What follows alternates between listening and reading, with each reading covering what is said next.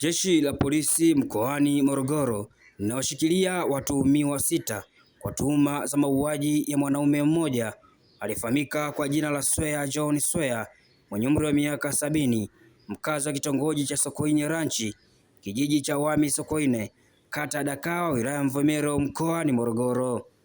Akizungumza na waandishi wa habari, kamanda wa jeshi la polisi mkoani Morogoro, SACP Alex Mkama, amesema tukio hilo limetokea leo saa 11 alfajiri ya Januari 22, 2026 katika bwawa la Kihonda, ambapo marehemu wamekutwa wamepigwa na vitu butu, huku uchunguzi wa awali ukionyesha kuwa chanzo cha tukio hilo ni mgogoro wa ardhi.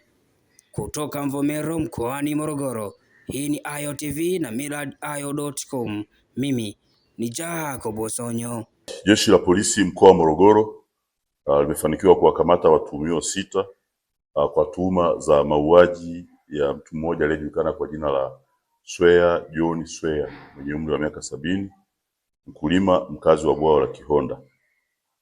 Hili tukio limetokea Januari 22, 2026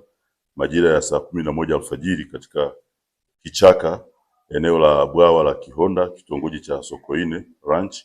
kijiji cha Wami Sokoine, kata ya Dakawa, wilaya Mvomero, mkoa wa Morogoro, ambapo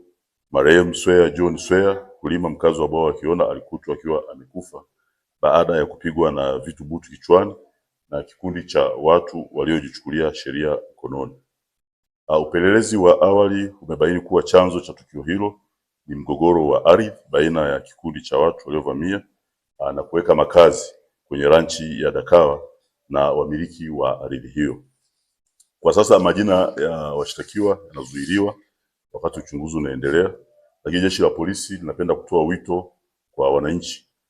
kutumia mkondo wa sheria katika kutafuta suluhu ya migogoro inayohusu ardhi na kuacha kujichukulia sheria mkononi.